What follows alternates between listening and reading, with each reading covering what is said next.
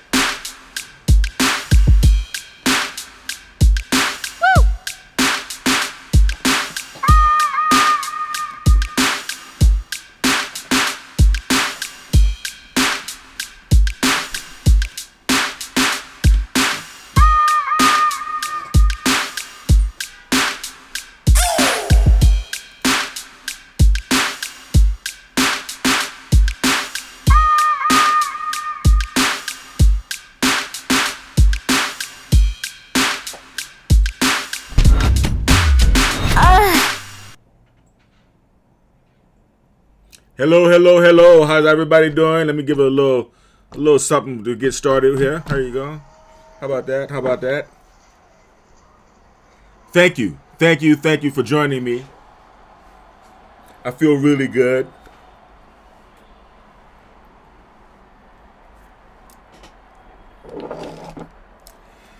It is the eve of my birthday, and I just wanted to shout. I don't know. I just wanted to shout out, give everybody a shout out, say how you doing, say good evening, and kind of close out uh, this evening of mine. I'm in the middle of cleaning up, as you can tell, in the middle of laundry actually, and just kind of getting it together. I'm getting prepared for a trip. I'm going to be heading out to Reno, and after Reno, I might be a couple of weeks in Nevada actually. After a couple of weeks in Nevada, I think I'm going to do a week in Arizona, and then in Hawaii.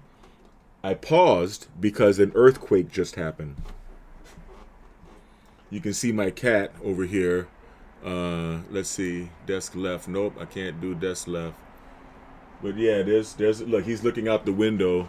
He's looking over the balcony to see what the hell is causing the ground to shake. But yeah, you may find a little seismic activity here in Southern California if you check the internet. I don't know. Maybe I'll take a look on Google and see if there's seismic activity. How's everybody doing? I hope everybody's having a wonderful day. Get a little bit of scratching going on. Uh, what? Well, it's always good. It's always good. Biometrics. I want to say a shout out to Mika and Nicole and Lindsay, the ladies of Biometrics, and Rudy and Tony and Mike and Carl and the fellas as well. I really appreciate all of you. I can't do any of this without you. Um, what else? What else? I wanted to talk about besides the whole kerfuffle. Oh yeah. That knucklehead with the Black American Party. I don't know, man. I think the guy is a bit of a grifter. But now we see some genuine, supposedly genuine Black American Party, or at least, Black Panther. At least they're wearing logos. They don't show their faces, and they seem to be barking at 7-Eleven owners and whatnot, and talking about the community this and the community that. I guess George Soros is throwing his money around, and he's trying to see if it'll stick on some authentic black people, because there seems to be a concerted effort to get the Black American community involved in this anti-black struggle. And personally, I advise against it. Put yourself in harm's way. We are American citizens, and ICE is really not our issue. Actually, ICE is trying to serve us. To turn this into some type of whatever thing, where we're just going to be rebel without a cause, or just anti the system just to be anti the system. Well, I don't know. I think there are better ways to spend our time, better ways to spend your time as an American.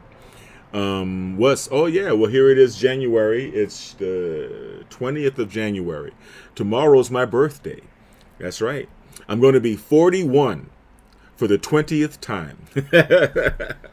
I think that deserves a little funny, huh? Yeah. And I'm enjoying life. I'm enjoying life in every aspect of life. I try to get my children to understand how to live life with gusto. Okay, speaking of my kids, shout out to Yvonne. Yvonne is now 40 years old. Can you believe that? Yo tengo un hijo con canas. I've got a son with gray hairs. And my daughter, Kay, hope you're doing well. And my son, Kai Kai. Kai Kai, I'm especially concerned about Kai Kai. But we're going to be okay. Things are going to be okay. You know what I mean? Just, yeah. Whenever you need, go to the freezer, son.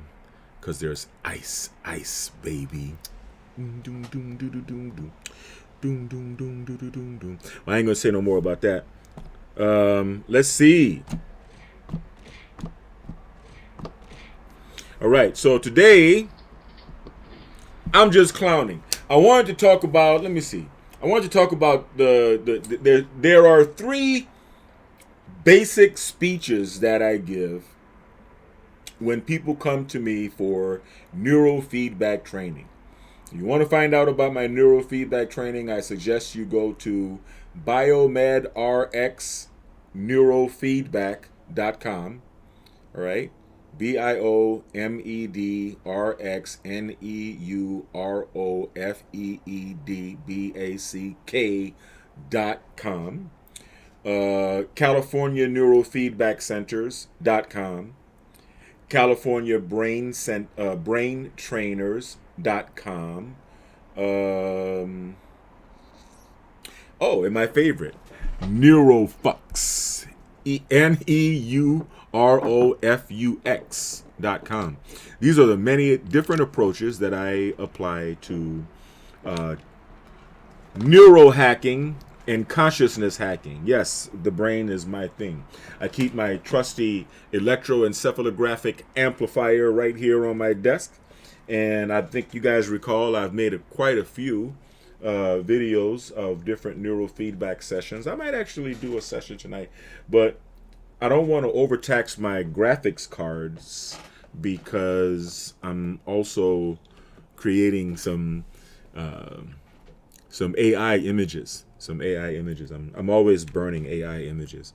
It's good for when I'm sleeping to let the computer continue to process images, or to let it train my hypernetwork.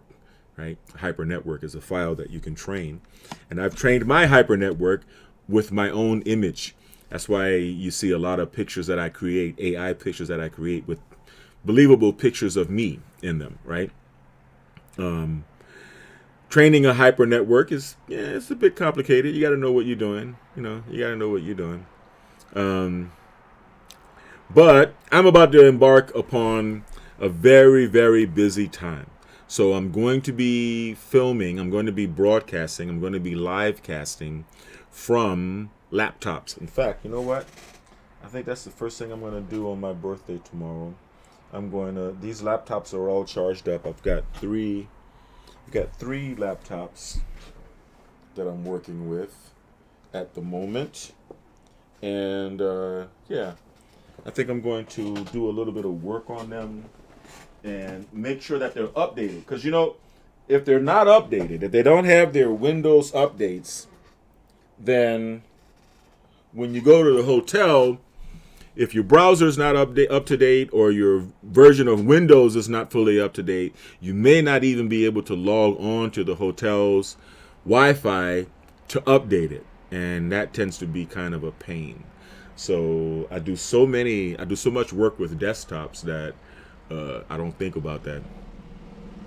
But yeah, thanks for joining me. I really appreciated it. I just wanted you guys to have a little bit of dropping the bomb with your boy, the voodoo child.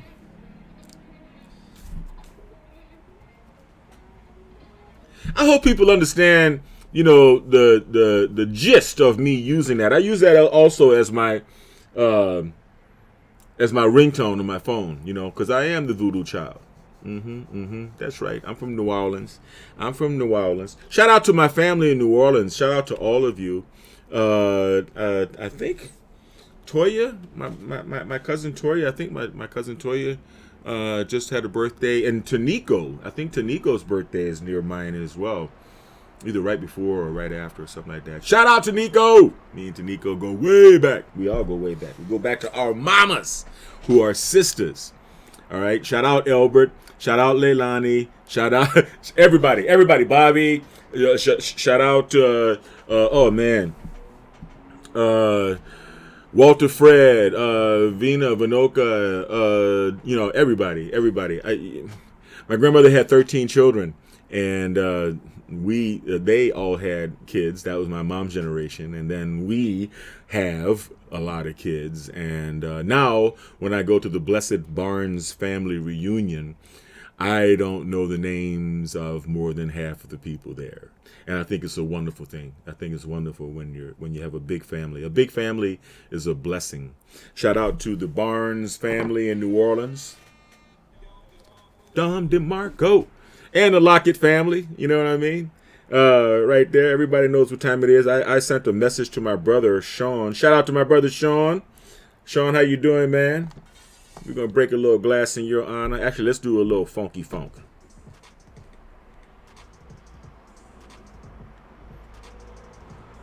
I think that's my brother Sean's soundtrack. That sounds like Sean. When he comes driving up. That's my brother Sean's soundtrack. When he steps out of the car, you know. Shout out to my brother Sean Maurice Lockett. Anyway, I hope you guys are having a wonderful time out there in New Orleans. Congratulations to Mayor Moreno of New Orleans. And thank you for doing what you're doing for the city. Thank you for getting it on and on and on. I appreciate it. You're getting off to a running start. I can see that from out here in LA. And I really appreciate it. Te complemento a todos mis amigos mexicanos aquí en Los Angeles. So let's see. Am I really going to go over this? Yeah, let's go over this. Let's go over this. Now, as you know, people come to me when they have neurological dysfunction. And, you know, it doesn't mean you're crazy. It just means, you know, the brain is a part of the body like everything else. And sometimes, you know, the brain suffers from certain conditions. And mainly, those conditions are related to neocortical dysregulation. When the neocortex is dysregulated, that means that you have like little kinks in the neocortex. The neocortex, of course, is the pink, wrinkly form of the brain. I mean, part of the brain with that. What you see on the outside when you look at pictures of the brain on the outside. Let me see what I can get for you guys.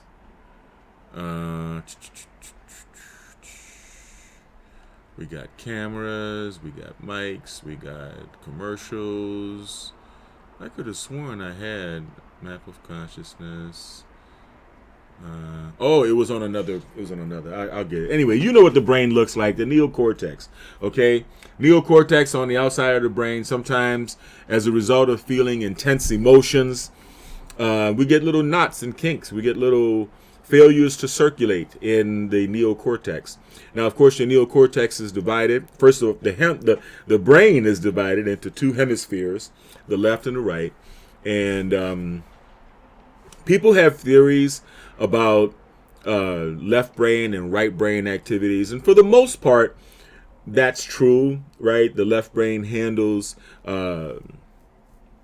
more linear or logical processing. We would say the left brain would be STEM and the right brain would be arts, okay? And the right brain handles more creativity. But there are physiological reasons behind this, right? Your heart is in the center of your chest, but it's primarily on the left, right? Everybody knows it's like center left. And because it's closer to the left hemisphere of the brain than the right, the left hemisphere tends to get more circulation. So everybody's left hemisphere is bigger than the right hemisphere. That's just the way we are made. That's just the way it is. And but neocortical dysregulation occurs on both sides. Now, yes, most of the mathematical, linear, engineering type reasoning occurs on the left, and most of the feeling and emotions and stuff occurs on the right. But believe it or not, Some activities that you learn when you first learn them, it could be on one hemisphere of the brain, and then after you've been doing them for a long time, it could move. The control of that could move to the other hemisphere of the brain. There are many peer-reviewed articles about the brain, and I highly suggest beginning a long period of research like me, because it never ends. I'm right down the street from Claremont College, and Claremont College, two of the universities on the Claremont College campus have neuroscience degree programs. So I think it might be a good idea, down the line somewhere, to go down there and do some graduate study at Claremont. I'm always in Claremont partying anyway, so I might as well go during the day and go to school. But what was I saying? Oh, now, we also have, the left and right hemisphere. We understand about the hemispheres. We also have the lobes, right? You have the frontal lobe, right? You have the motor cortex, which is like where the headphone band goes. And right behind it is the somatosensory band. Right behind that is the parietal lobe, which is is one of the places where people who are not combat veterans accumulate dysregulation as a result of intense emotion and stress and so forth. And we also have the templar lobes. The templar lobe, people consider this part of the head the temple, but the templar lobe actually goes all the way to the back of the head. And it is very, of course, it's obviously close to the ear. It is very associated with the ear. So the templar lobe also tends to accumulate dysregulation, or aggregate. I think that might be the best term. Dysregulation. Because a lot of the emotional trauma that we experience, or emotional memories that we experience, are closely related to sound, right? I mean, we all have a natural cringe when we hear a baby crying. Many of us have an emotional response to hearing sirens. We all have an emotional response to hearing a car crash. There are just certain things that trigger emotions, either because they bring back memories of things that have happened to us in the past, or most of the time it's because of that, because they bring back memories of things that were screwed up that happened to us in the past. And behind the parietal lobe, or I guess we could say beneath the parietal lobe, is the occipital lobe. The occipital lobe, it has a lot to do with sight. That's why it's called the occipital lobe, right? And the right eye is wired to the left hemisphere of the brain. The left eye is wired to the right hemisphere of the brain. The left hemisphere of the brain controls the right side of the body. The right hemisphere of the brain controls the left side of the body. Most of us aggregate dysregulation in the parietal lobe, and in the temporal lobe, and various parts of the brain. I mean, if you have a stressful life, if you're suffering from anxiety, stress, and depression, right? The three horsemen, or the unholy trinity: anxiety, stress, and depression. What most people suffer when they're suffering neocortical dysregulation. It is going to be primarily you can pretty much guarantee it's going to be in the parietal lobe, and it's going to also be in the frontal lobe. And but train all of the lobes. The objective is to train your entire brain, and you have to know how to do it. You have to know in what order to do it. That's very, very important, because it's your brain, and it's not, the neural amp is not a video game. A lot of people, a lot of my clients, they would come and observe me treating their children, and they thought that because they saw me do it enough times that it was only as simple as buying an amplifier and hooking it up. But you have to know what you're training, where you're training on the brain, and for what. So, someone comes in, for example, off the street. Oh, I forgot to mention, shout out to my military people, my brothers and sisters in arms in the United States military. I am a veteran of the United States Air Force myself, and I want to say thank you for your service. thank you guys for your service. I am a part of the Homecoming for Veterans program through the EEG Institute, eeginfo.com. This is the institute where I learned neurofeedback therapy. And with the Othmers, shout out to the Othmers. Rest in peace. I'm sorry, Sue Othmer. She was my teacher, and she was the most knowledgeable person other than her husband Siegfried and her son Kurt, of course. Shout out Kurt.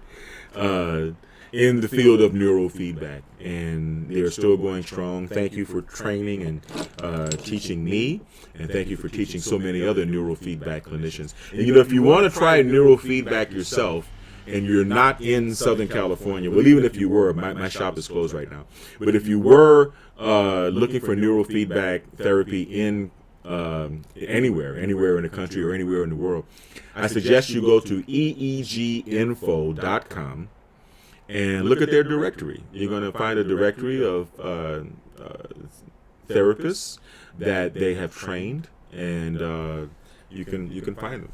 Now, back to the new client. Oh, the reason I brought up the military is because when I find, it has been found that when you're dealing with military veterans, they tend to pick up an additional dysregulatory pattern on the frontal lobe. Because when you're in combat, right, you sleep with one eye open. You're in a constant state of hypervigilance, and that causes a pattern that seems to be like a diamond, like one here, here, and here. There's like a dysregulatory pattern that occurs as a result of combat, or as a result of the hypervigilance associated with combat. So we have to train the whole brain, and you have to know where, depending on the person that you're dealing with, where you should train first. Now, we can talk about two things. We can talk about location on the neocortex, the phrenology of the brain, of the neocortex, and frequency.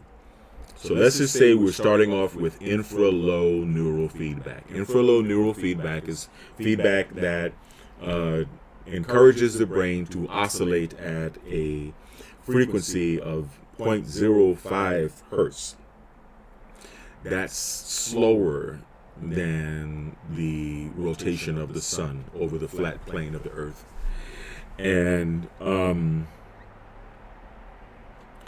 it's very good for helping reestablish regulation. It's very good for calming the brains of children on the autism spectrum. But you have to know where to do it and at what frequency. You have to know what you're doing and where you're training and for what reason. So the first thing you want to do, if a person is generally suffering from anxiety, stress, and or depression, is to calm that right hemisphere down. So you want to do some asymmetrical, one single channel training.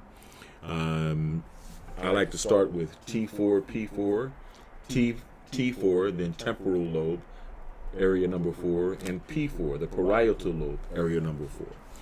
And that's a good place to start. And then alternate the first few sessions with T3, T4, which is right above the ears, right to the back of the ears. Okay? The purpose of T4, P4 is that it calms down the right hemisphere. The right hemisphere should be optimally operating at a little bit lower frequency than the left hemisphere. It has a different purpose.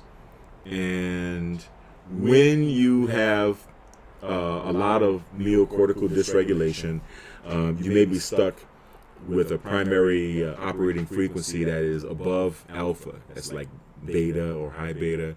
And that's kind of stressful. I mean, it's good to be in the beta zone of 20 hertz, high beta, 25 hertz or so. If you're, listening to a speech or studying or taking a test or working or giving a speech or anything like that. But after a while, it can be stressful. You know how you leave work at the end of the day, and your mind has just been operating at such a high, intense level, and then you get in the car, and then the intensity goes way up. You know, driving a car is very stressful. There's nothing written that says that the human being was designed to drive an automobile. And when you think about it, you're thinking linearly, you're thinking spatially, you're thinking still and motion. You're thinking with stillness and in motion. It's quite a complex combination of skill sets that is required to drive a car. We don't realize that because driving a car has become so much of a part of our culture that we don't realize it. But the act of driving yourself home is a little bit more stressful than the level of stress that you experience 8 hours on the job. That's just the way it is. And then you get home, and it's like, well, you know, I just want to relax. I just want to be calm. I just want to, you know, be curious. I want to read a book. I want to make love. I want to, you know, laugh and joke and be myself. But if your neocortex is severely dysregulated, it's going to be hard for you to reach that alpha state. Okay, Biometric CBD, it'll help you get there. Regular old weed will help you get there. Wine will help you get there. Beer will help you get there temporarily till you burn out.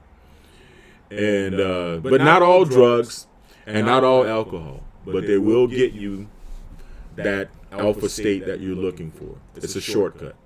No judgment. That's called self-medication, right? It's called self-medicating, and people self-medicate. We're human. People self-medicate. I don't judge because I run a head shop, so I don't judge. All right, but I mean, of course, there are downfalls to self-medication. Addiction being one. Drinking alcohol and doing drugs actually causes dysregulation. But then so does coffee and a lot of other things. You're going to learn these things as time goes on.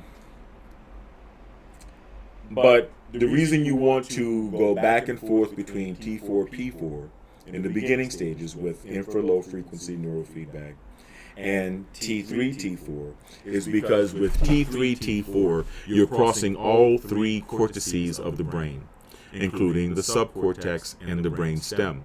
Now, if you have been suffering anxiety, stress, depression, or just anxiety by itself for a long time, then that means that the brain stem, your brain stem, is also experiencing a lot of tension. It's not just at the neocortex level. It's not just on the outside of the brain. So T3 to T4 evens out. It's basically a one-channel effect to kind of connect the left and right hemispheres again, but connect them at an infra-low frequency. So I just gave you guys a secret to my beginning training module. Now, what people don't training protocol. Now, what people don't realize is that neurofeedback is a bit like yoga or a bit like working out, in that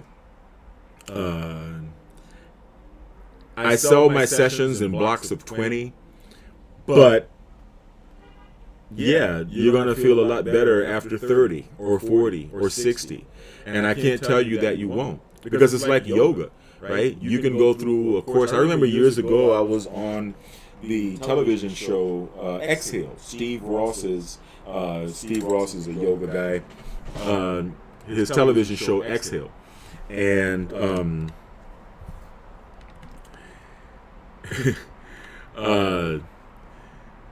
we had to go and do yoga 4 times a week or 5 times a week, like every day basically, at his studio in Brentwood.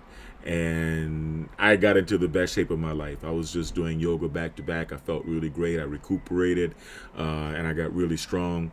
They tried to discourage us from bodybuilding, lifting weights while doing yoga, but I couldn't resist because I just look so good. But yoga is the kind of thing, man. It's like water. I mean, the more you do, the better you are, the better you feel, and the more you do, the more you're going to want to do. Well, that's the same thing with neurofeedback. But unfortunately, the sessions cost because this is my time. I'm giving up my time to help you, or my employees' time to help you, and I'm paying for their time. So, you got to pay us. But still, the more you do, the better you'll feel. So let's just say you get through your first block of 20 sessions and you're going T4, P4, T3, T4, and you're really, really calming the brain down using infralow. Then you might want to shift gears to 2-channel infralow. As you can see, there are 2 channels on the amplifier here, right? Channel 1, channel 2, and ground in the middle. And you can train the hemispheres of the brain simultaneously. 2-channel infralow, 2-channel neurofeedback is obviously more powerful, more effective on the brain than single-channel neurofeedback. And then we can start calming down the whole brain. We can go front to back. We can train the somatosensory band. If you're an athlete, the motor cortex. If you're an athlete, if you want to, get on the court or go do your thing. I train my own motor cortex because I'm a runner. As you can see, there's my medal from the last LA marathon, and so it's like that, right? So you get these first sessions out the way, you get these first 40 sessions out the way, then we can go into a more advanced study called alpha theta, right? We all like to be in the beta zone, a nice, what we call the yummy zone or a happy zone, but to simultaneously train at about 7 hertz theta and about 10 hertz alpha, you're relaxing the mind, and what you're really doing is you're putting yourself in a position where you can bridge the gap or bridge the critical faculty and connect the conscious mind to the subconscious mind. You can dig up repressed emotions, hidden memories, or whatever. And some people remember actual memories. Some people cry. A lot of people cry during alpha theta. I think it's not bad to cry during alpha theta. And some people go to sleep. I don't recommend going to sleep, but it's okay. It's okay. You can train through that. Once you now, what does alpha theta do? What alpha theta does is it's like taking the emotional part, the painful part of anxiety, of having anxiety, stress, depression. Remember, these things are quite often, if not always, attached to specific memories of traumatic events that have happened in the person's life, right? So if a person, has a lot of stuff that they don't really want to face, they usually, when they come to me, they're too sensitive to talk about things. They don't want to talk about certain subjects. They haven't processed the catharsis. They haven't had a good cry. They haven't released the energy associated with those painful memories. Well, alpha theta neurofeedback helps you deal with that. It helps you deal with that. It's like going behind the balloon and prickling it, not so that it explodes, but so that a little hole is made, and you're draining out the energy, right? The unprocessed emotions and the energy that is associated with repressed memories. We all have them. So now we're getting rid of physical neocortical dysregulation with infralow neurofeedback, and we're getting rid of the emotional dysregulations, if you will, with alpha theta. And alpha theta is indulgent, is decadent, it feels really good, and the long-term effects on your personality are amazing. Why? Because you find yourself able to discuss topics that may have previously caused you too much emotional discomfort to talk about before, right? And the sensitivity around the issue. Well, because you have unprocessed emotions. But after going through your 20, 30, 40 sessions of alpha theta neurofeedback, then you'll find that you can talk about those subjects, and you can talk about all subjects without that emotional trigger happening inside, without that pain. Even the most painful subjects. And I've had, if you look up Biomed RX PTSD, Biomed RX PTSD on YouTube, you're going to find a video. It's got a blue camouflage cover with red and yellow lettering, PTSD. It's a very good video. I highly recommend that you check it out. It shows the work that I did. One of the veterans that I helped on the Homecoming for Veterans program, and he gave his testimonials before and after several sessions, and you'll see that they find that when they get through the alpha theta, that they can talk about the combat experiences that they buried, the memories that they buried can start coming back, but they don't hurt as much. They don't hurt at all, because you're silently taking the theta and alpha. Whenever you do alpha theta crisscross, when you look at the charts, you see the alpha line and theta line crisscrossing each other. That is really good work. That's processing. That's purging a lot of negative emotions, or emotions attached to memories. And then you can talk about those memories without feeling the emotions. So that's the gist of going through the phase of alpha theta. And then after that, we can go into what we call peak performance neurofeedback training. Now, we want to try to get you as close to clear, and shout out to my Scientology friends. I know Scientology people that have visited me at the Biometrics Health Center, and I don't want to step on any toes, but within Scientology, and shout out to Scientology and Dianetics, in their their feedback guided talk therapy, which is called Dianetics, right?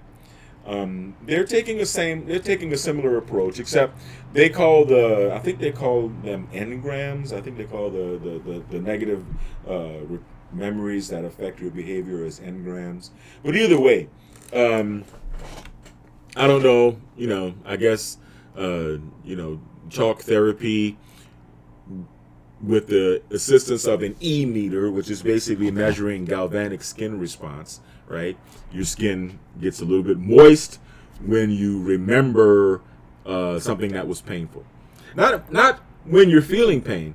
When you're feeling pain, your skin can be dry as a chip. But when you're remembering pain, you're going to feel a little moisture. Strangely, right? When you sweat, like when I tore my bicep, right? I tore this bicep on Thanksgiving Day, and I can't remember what day it was, but you can see this gap right here. Installing a flat screen TV. Maybe it's the one that I'm looking at right now. Anyway,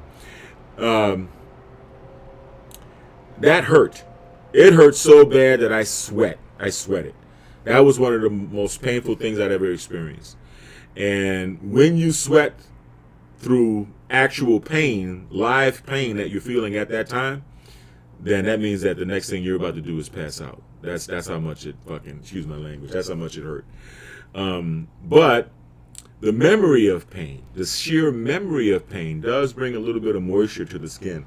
And measuring that moisture is part of what is happening with the Dianetics e-meter, the machine that they use to do Dianetics talk therapy. We don't do that. We don't talk. We don't get into. I try not to do any talk therapy. I'm not a trained counselor, but I have an easy to talk to personality, I guess.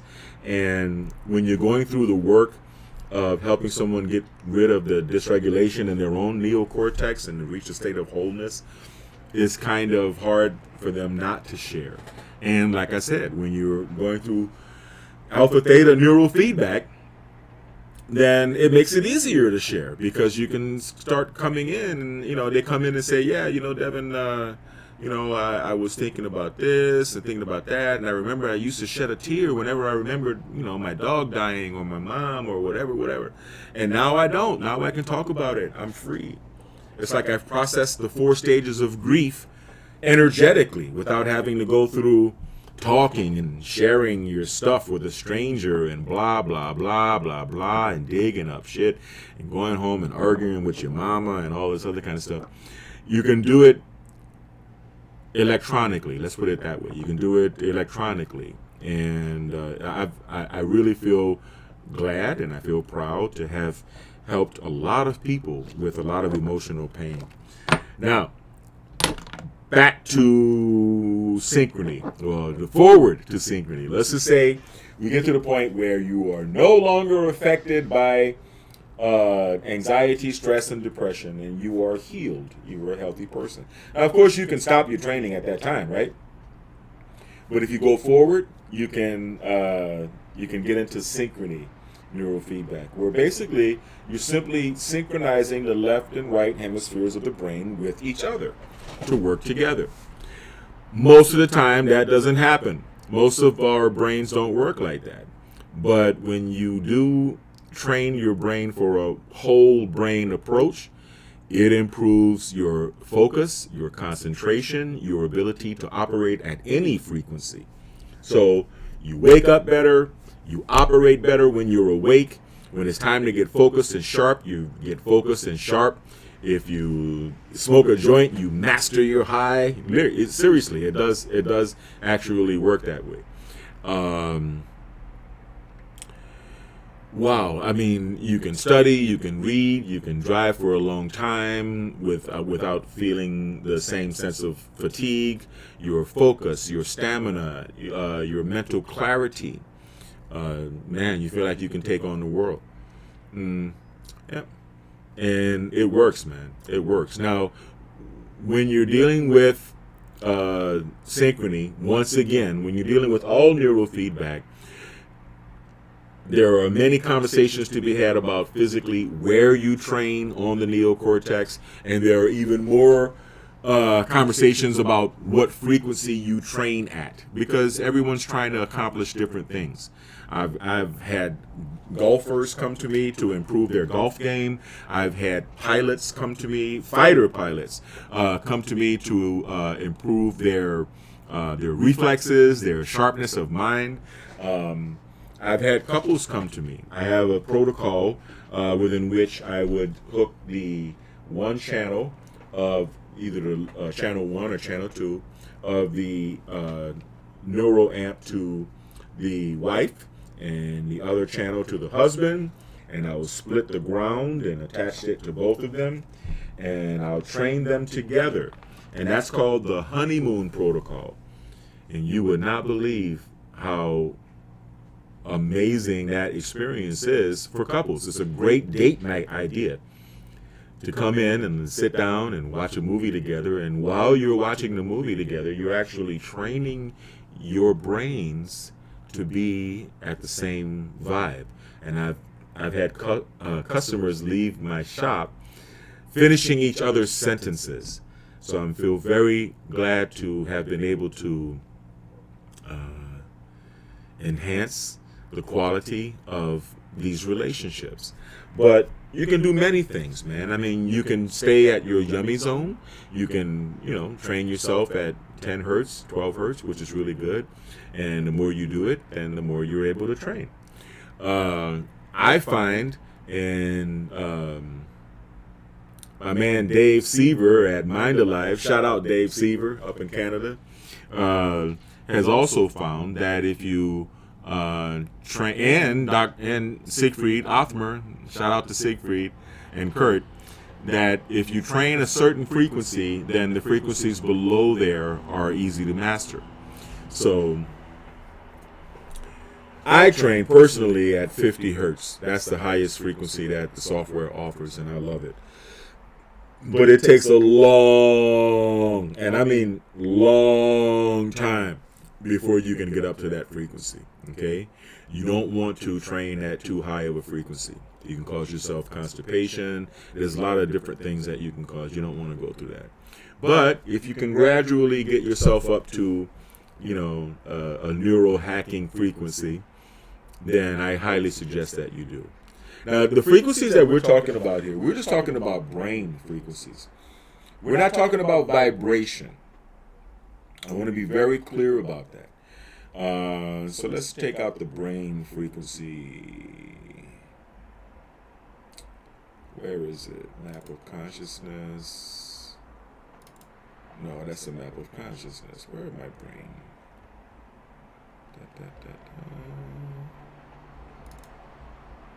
Wow. So I guess the brain frequency, let's see if I can add it.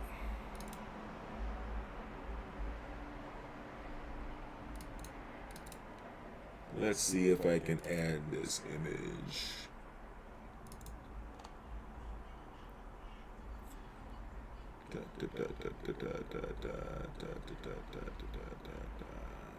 There it is.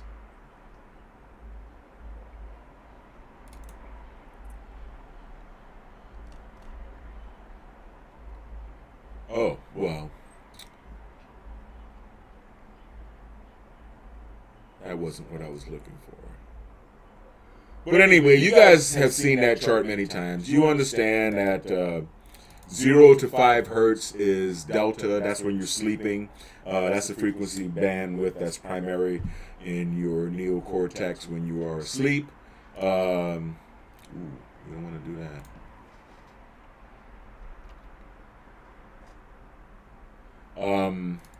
6, 7, 8, 9, 10, 11, 12, 13, around there. That's what you would call the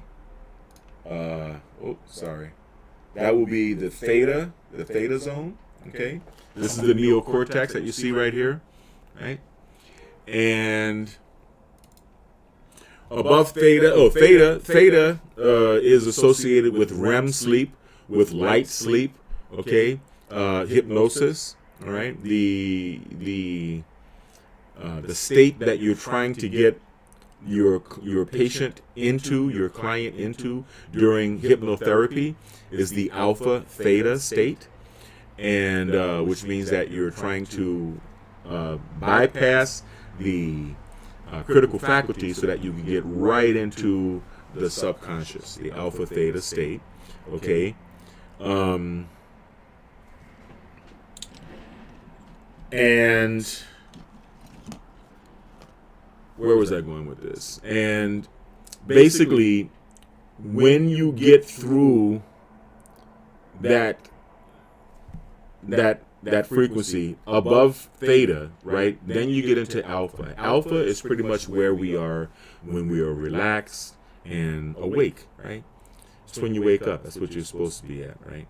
Around 10 hertz, right? We'll just say around 10, a little bit above, a little bit below that.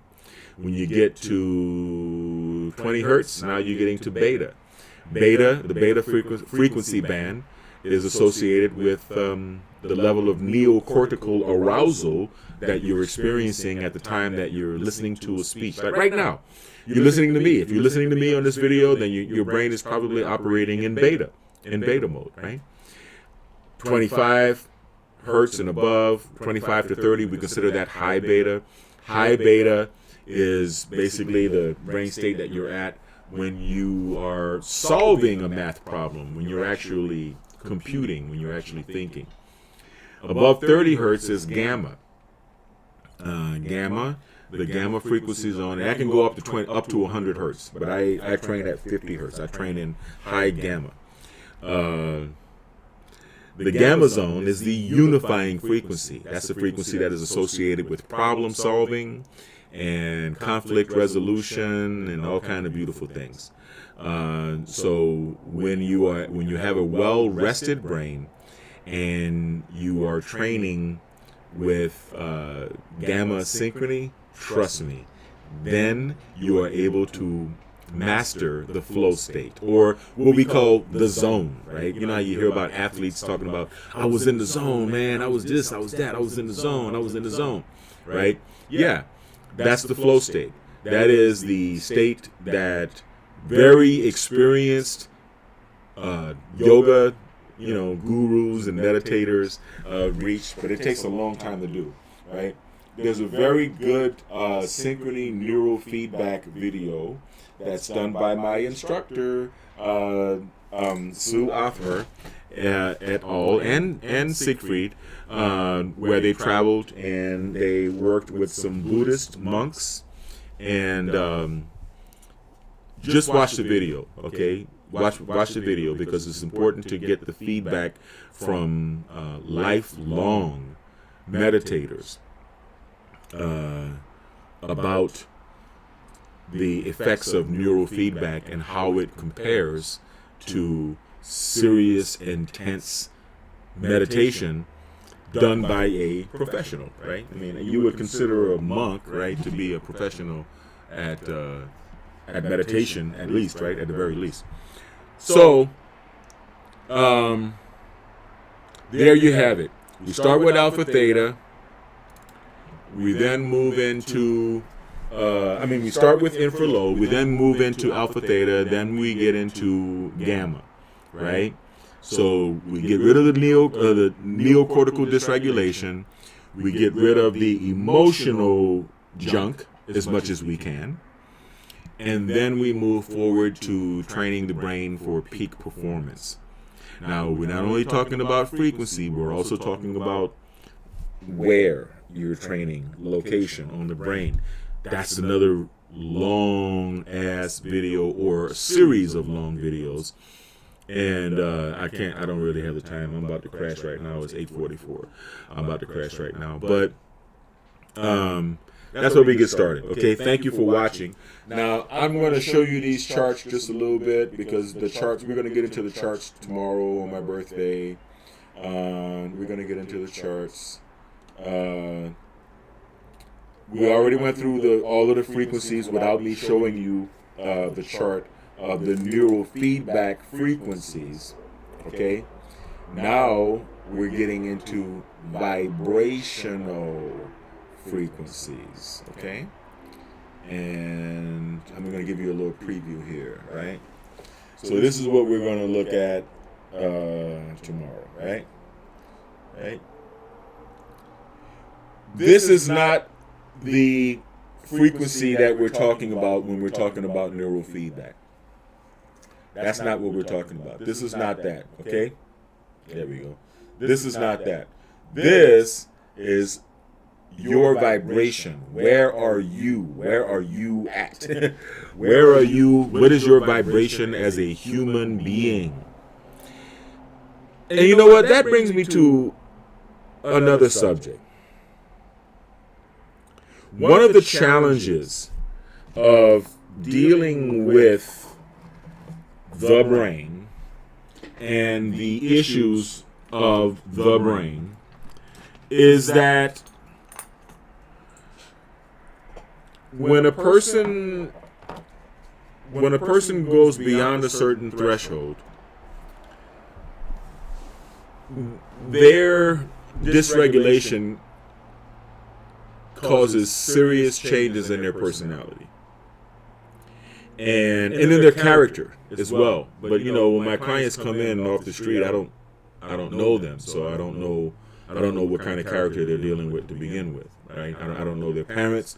I don't know what type of character they were raised to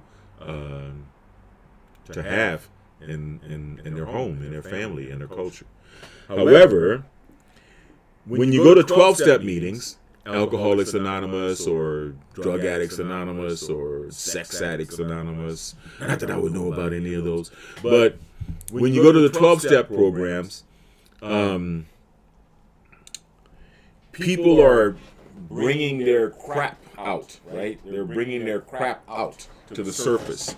And you kind of grab on to the vibration that everybody else is at. You may not share when you first go to your first 12-step meeting, but eventually on a vibrational level, the vibration of where everybody who is suffering from addiction and trying to get out of it sinks into you by hearing everyone else share.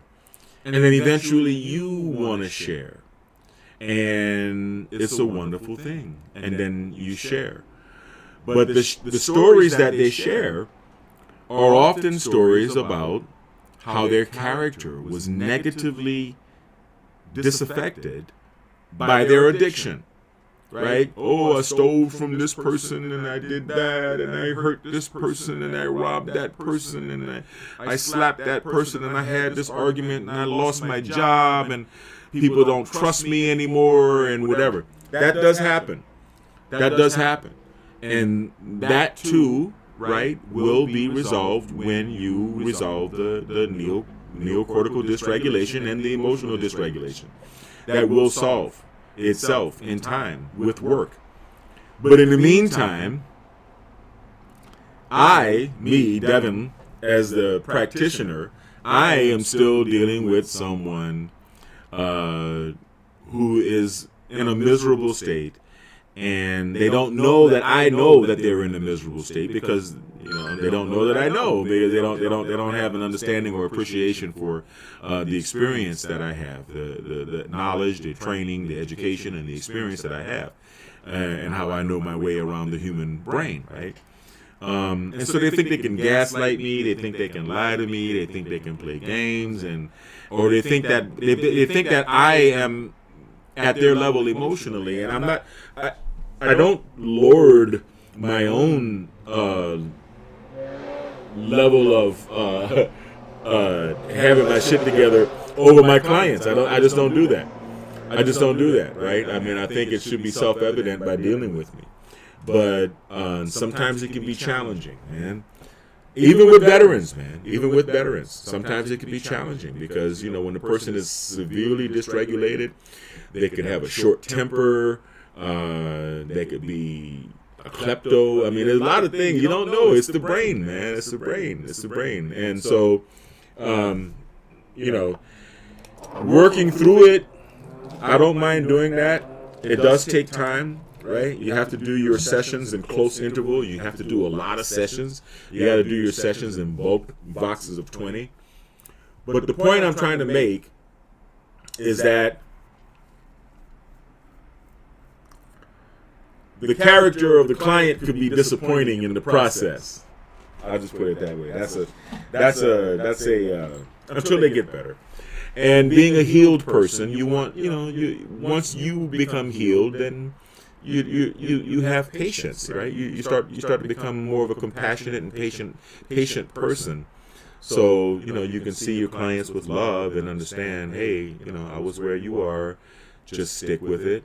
Right? I can't train it all the way in one day, but if you keep coming, you are going to notice the change. That's why we sell the training in blocks of 20, and that's why the training is the money that you pay is non-refundable. All right, so if you are still in a very, very low frequency, we're talking about life frequency, not brain frequency. We don't get to this chart. We don't get to this chart until we have sufficiently gotten rid of the neocortical dysregulation, and at least through some of the alpha theta work. All right, but a lot of times you see people. All right, now this map, right? You see the name of the level, the energetic log, predominant emotional state, view of life, the God view, their view of God. And the process. I love living by the train. It makes this neighborhood so lively. We're not going to go over this because this is going to take a long time for me to go over. But I just wanted to give you a preview so that you understand that once we get you past the neocortical dysregulation or like in Scientology, once you are a clear, I don't know if those are, I don't know if that's a direct translation from one to the other. So I don't want to do any copyright shit with the Scientologists.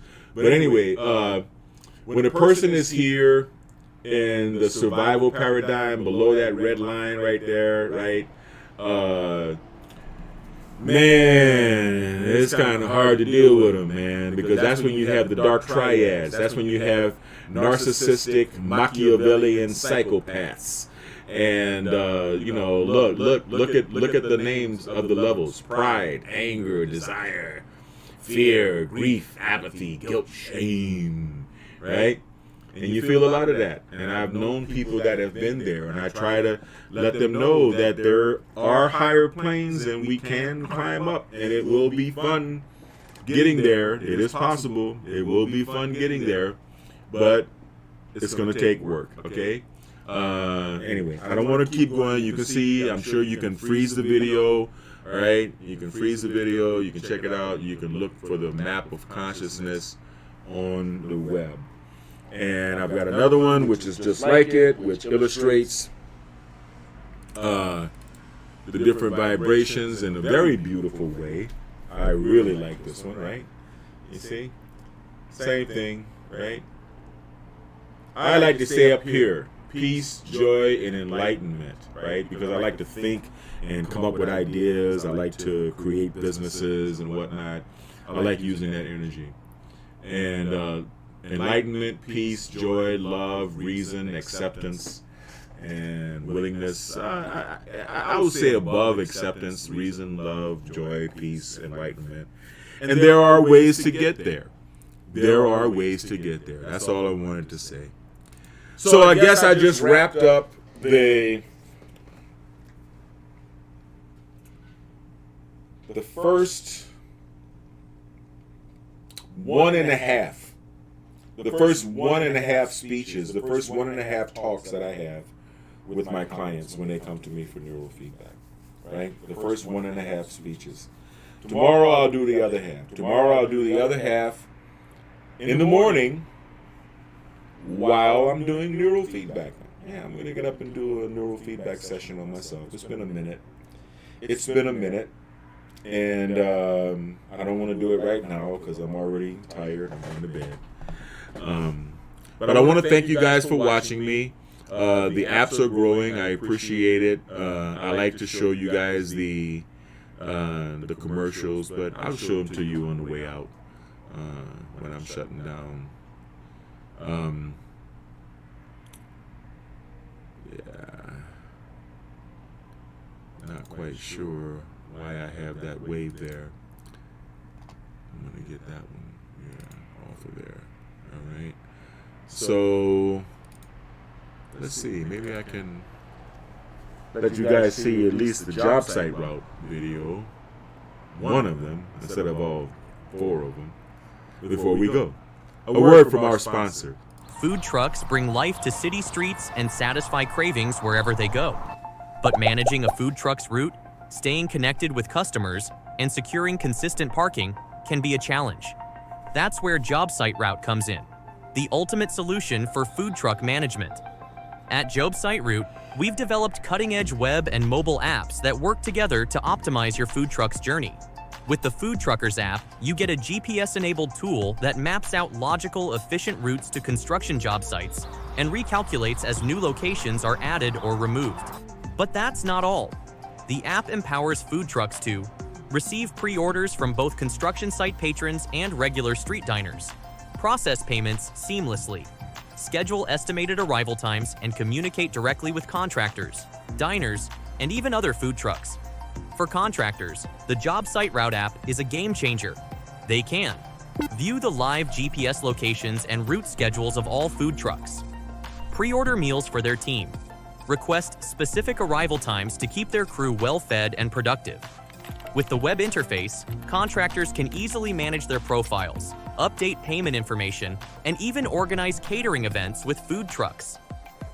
And for regular street diners, our civilian user platforms, StreetGrubber.com and CurbDiner.com, make food truck dining more convenient than ever. Users can Discover food trucks on their route. Pre-order meals for quick pickup. Rate and review their favorite trucks and connect with other foodies. The Food Truckers web interface makes business management simple. Update your profile, menu items, prices, and pictures, all in one place. We keep it affordable and transparent. Contractors, $100 per job site per month. Food trucks, $100 per month plus 10% of pre-order sales. Civilians, $100 per month for adding custom addresses to the route. With Job Site Route, everyone wins. Food trucks have continuous parking and steady sales. Contractors keep their teams fueled, and diners enjoy the best meals wherever they are. Join the revolution today. Visit us online and download the app to get started. All right, all right, all right.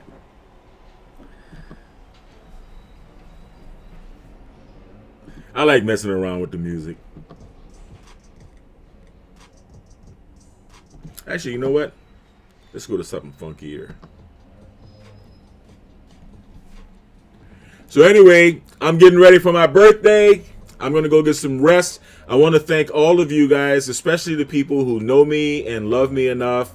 My cousin Vanoka, my boy Elton Hydell, what's up? My Follies, my people out in New Orleans that know me and they know my birthday is coming up and they hit me early for my birthday. I really, really appreciate that. I love you guys so much. And if I don't have time to thank everybody, please understand that I appreciate you telling me happy birthday. I love you. I love you with all my heart. I never ceased to give love freely because I believe that love and forgiveness should be given freely. And yeah, I mean, I just love you guys.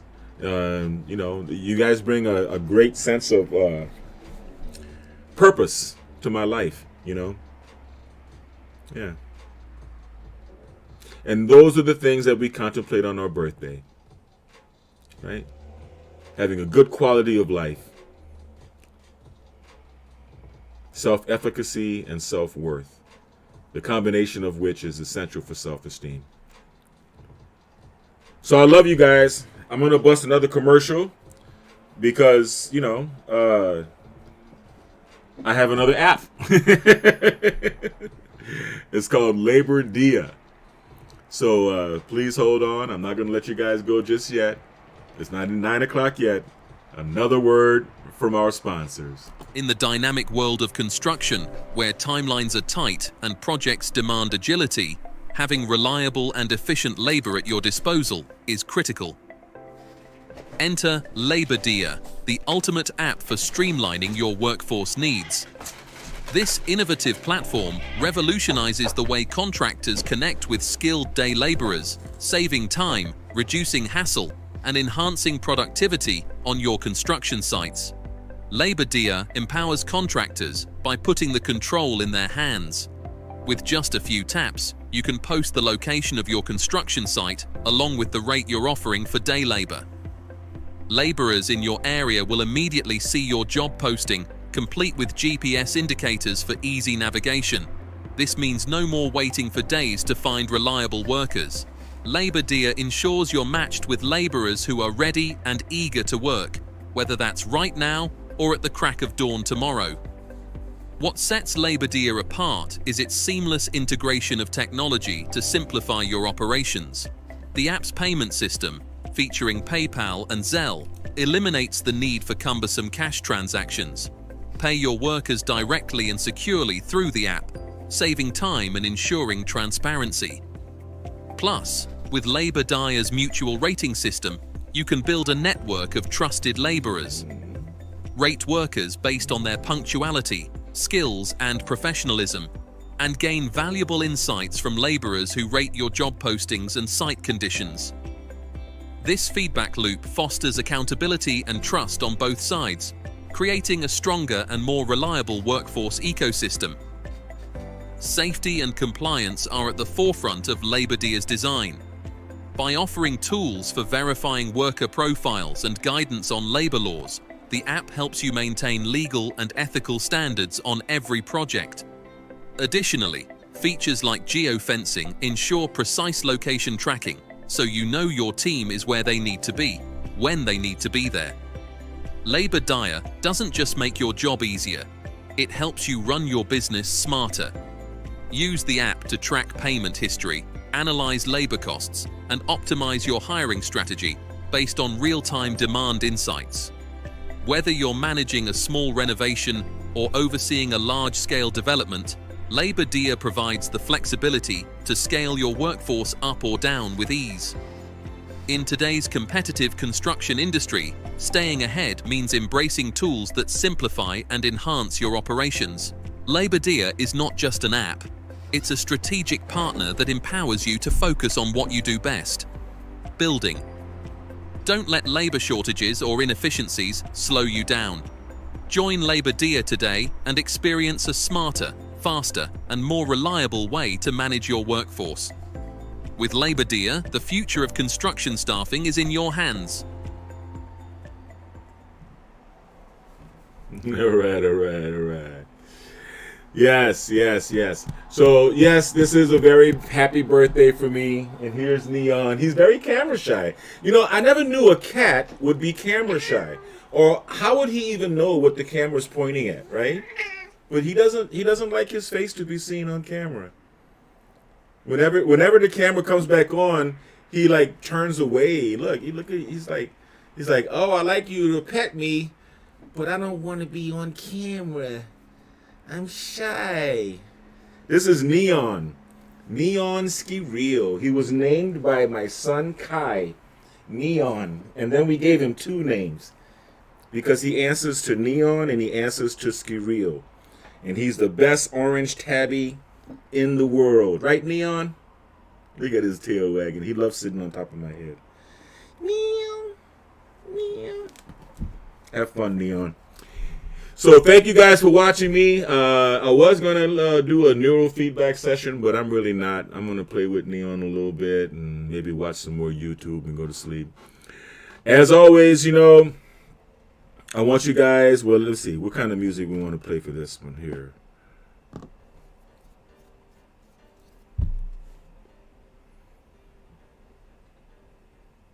No.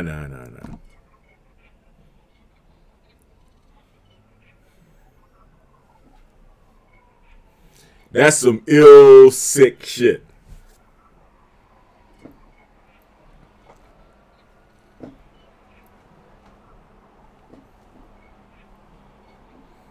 Anyway, I'm going to go to bed,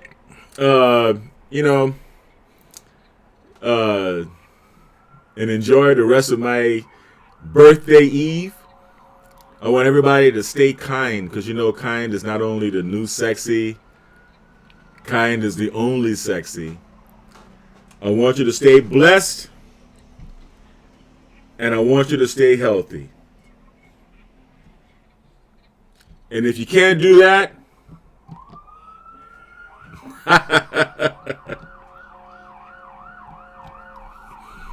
anyway, I love you guys. You guys are going to go out with a siren, as always. There's always sirens here. Have a wonderful night, and I'll see you guys on the flip-flop. Peace.